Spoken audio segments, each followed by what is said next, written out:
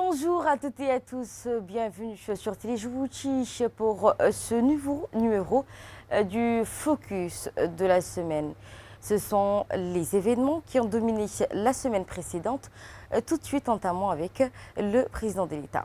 Le président de la République, Ismaël Omar Guelleh, a participé donc activement au 33e sommet de la Ligue arabe qui aborde plusieurs questions d'ordre crucial, notamment donc la situation critique à Gaza et les stratégies économiques régionales. En marge donc de ce sommet, le président de la République a tenu des rencontres bilatérales.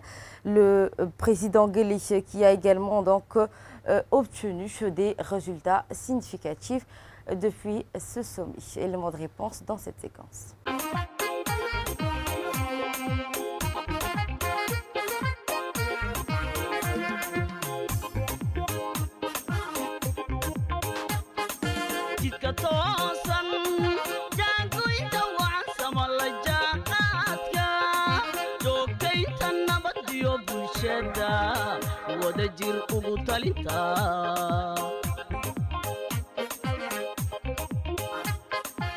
Le président de la République, Ismaël Omar Guelleh, a pris part au 33e sommet de la Ligue des États arabes. Ce sommet de haut niveau a abordé plusieurs questions telles que la situation actuelle à Gaza qui a été au cœur des discussions. Le sommet a également abordé un plan d'urgence pour faire face aux répercussions économiques et sociales de l'agression contre la Palestine. Objectif principal de cette concertation est de trouver des solutions rapides pour remédier à la situation actuelle. En plus de la question palestinienne, les dirigeants arabes ont discuté des progrès réalisés dans la mise en œuvre de la grande zone de libre-échange arabe et la création de l'Union douanière arabe. Le sommet a porté également sur des sujets tels que la stratégie arabe relative à la jeunesse, la paix, la sécurité, la formation, l'éducation technique et professionnelle. De plus, les dirigeants ont examiné la mise en place d'un mécanisme pour relier les institutions de développement social et les banques des pays arabes.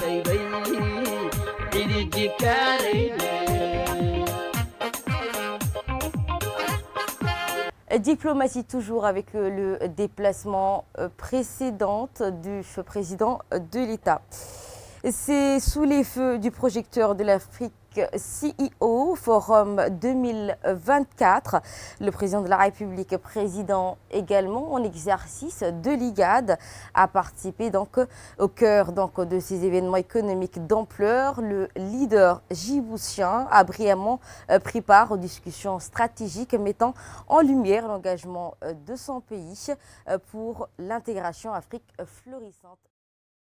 Le président de la République, Ismaël Omar Guelleh, président en exercice de l'IGAD, a pris part aux discussions animées de l'Africa CEO Forum 2024 organisé à l'hôtel Radisson Blu. Cet événement annuel majeur s'est distingué comme le principal rendez-vous africain sur les opportunités économiques et les perspectives d'investissement sur le continent. Sous le thème Leadership marché commun de l'IGAD, comment l'Afrique peut gagner sa place à la table des puissances de demain, les débats ont porté sur les défis et les transformations économiques mondiales auxquelles l'Afrique a été confrontée. Le président a, dans une allocution, souligné l'engagement de Djibouti en faveur d'une véritable intégration africaine, mettant en avant les atouts en infrastructures de développement du pays pour stimuler les échanges économiques en Afrique. Il a également plaidé pour une diversification accrue des sources de revenus du continent, s'appuyant sur l'exemple de Djibouti.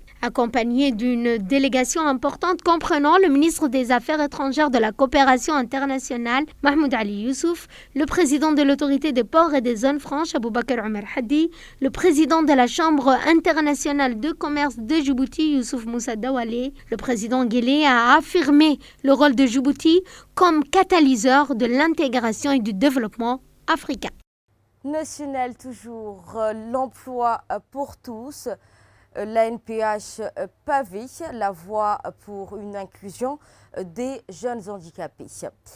Aujourd'hui, l'Agence nationale pour la promotion des handicapés a franchi une nouvelle étape cruciale dans son engagement en faveur de l'intégration professionnelle des jeunes en situation d'handicap. Cette initiative au cœur de ces démarches inclusives et égalitaires marque une avancée significative vers une société où chaque individu a le droit de travailler.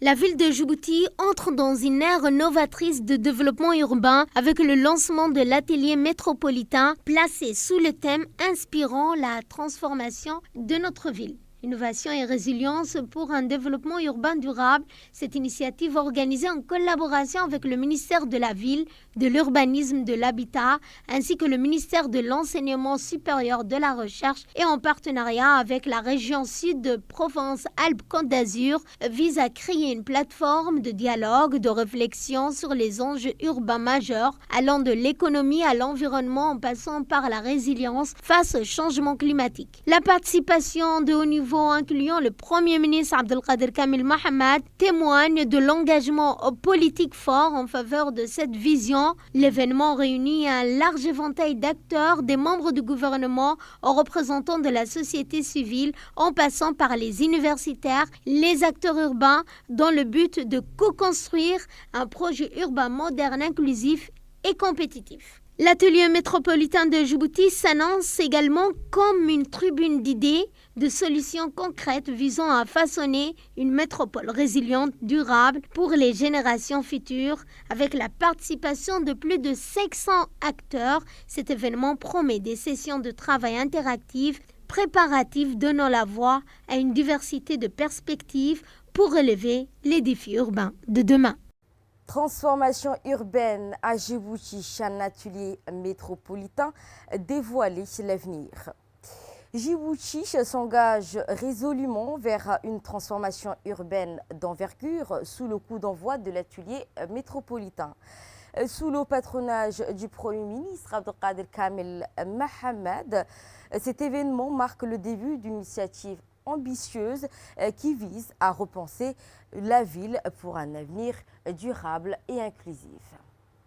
Élément de réponse dans cette... L'ANPH, l'Agence nationale pour la promotion des handicapés, a lancé une ambitieuse tournée dans divers ministères visant à affecter 150 postes budgétaires spécialement dédiés aux jeunes en situation de handicap. Le coup d'envoi a été donné au ministère de l'Agriculture avant de se poursuivre vers des départements tels que la santé, l'éducation, la communication et l'énergie. Cette initiative témoigne de l'engagement de l'ANPH à favoriser l'intégration professionnelle des personnes handicapées et à promouvoir l'égalité des chances dans tous les secteurs d'activité. En parallèle, des sessions d'information d'accompagnement sur mesure seront prévues pour faciliter l'intégration de ces jeunes handicapés. De plus, des rencontres avec des responsables des ressources humaines de chaque ministère permettront de discuter des ajustements nécessaires et de bonnes pratiques à mettre en place pour garantir un environnement de travail inclusif et accessible. Cette initiative s'inscrit également dans une stratégie globale de sensibilisation de l'ANPH visant à promouvoir l'inclusion des personnes handicapées sur le marché du travail.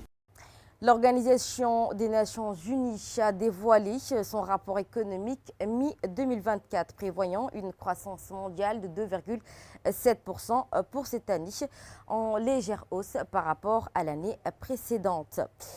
Elle reste en dessous des niveaux pré-pandémie. Un rapport met également en lumière des perspectives économiques contrastées entre les différentes régions du monde avec des défis particuliers pour le continent africain. Élément de réponse dans cette séquence. En Afrique, l'accès à l'Internet mobile pourrait stimuler le développement économique en compensant le manque d'infrastructures. Malgré une couverture de réseau atteignant 85%, en région subsaharienne, seulement 25% des habitants utilisent Internet sur le téléphone. Au Ghana, des initiatives émergent pour réduire ces fossés numériques. Assurer la cultivateur de légumes dans le village de Atabou, au sud-est du Ghana, en est un exemple concret. Utilisant désormais Internet sur son téléphone, il accède à à de techniques de plantation et des informations météorologiques via une application, espérant ainsi améliorer sa production autrefois guidée par l'intuition. Bien que 85% de la région subsaharienne soit couverte par des réseaux, seulement 25% des habitants les utilisent. Combler le fossé numérique est ainsi devenu une priorité au Ghana. L'accès à l'Internet mobile stimulerait le développement économique. Cependant, le coût d'achat d'un téléphone reste un obstacle majeur pour de nombreux commerçants. Et pour terminer, le Ghana, une résolution dans l'agriculture et le commerce réduisent le fossé numérique. En Afrique, l'accès à l'Internet mobile pourrait transformer le développement économique en combattant les lacunes des infrastructures traditionnelles. Malgré une couverture réseau atteignant les 85% en région subsaharienne, seulement 25% des habitants utilisent l'Internet sur leur téléphone. Au Ghana, des initiatives innovantes émergent pour réduire ce fossé numérique, stimulant ainsi l'économie locale. Des petits agriculteurs ou entrepreneurs, la connexion mobile ouvre des nouvelles perspectives et révolutionne leur mode de vie. Élément de réponse tout de suite dans cette séquence. Selon le rapport de mi-2024 de l'ONU, l'économie mondiale devrait enregistrer une croissance de 2,7% cette année. Cette estimation en légère hausse par rapport aux provisions de janvier qui table sur une augmentation de 2,4% devrait atteindre 2,8% en 2025. Ces taux de croissance pour 2024, identique à celui de 2023, demeurent cependant inférieurs aux 3% enregistrés avant la pandémie du Covid-19 en 2020. Nous sommes optimistes, mais devons rester prudents, a déclaré le directeur de la division de l'analyse et des politiques économiques de l'ONU lors de la conférence de presse de présentation du rapport. Les prévisions de l'ONU pour l'année 2024 sont inférieures à celles du Fonds monétaire international et de l'Organisation de coopération et de développement économique. À la mi-avril, le FMI prévoyait une croissance de 3,2% pour 2024 et 2025, soit au même rythme qu'en 2023. Début mai, l'organisation annonçait une croissance de 3,1% en 2024 et 3,2% en 2025. Le rapport de l'ONU anticipe également une croissance de 2,3% aux États-Unis en 2024 contre 1,4% annoncé en début de l'année. En Chine, les prévisions sont revues à la hausse, passant de 4,7% en janvier à 4,8% pour l'année. En revanche, les perspectives économiques pour l'Afrique sont moins optimistes. La croissance du continent est révisée à 3,3% en baisse par rapport à 3,5% initialement prévu. Les faibles performances de plus grandes économies africaines, Égypte, Nigeria et Afrique du Sud, ainsi que la situation de surendettement de plusieurs pays expliquent cette révision. C'était l'essentiel donc de cette édition. Merci à vous de nous suivre depuis Télé Djibouti, notamment sur la chaîne 1 et 4 pendant la journée de vendredi. Vous pouvez également retrouver nos vidéos sur la chaîne YouTube.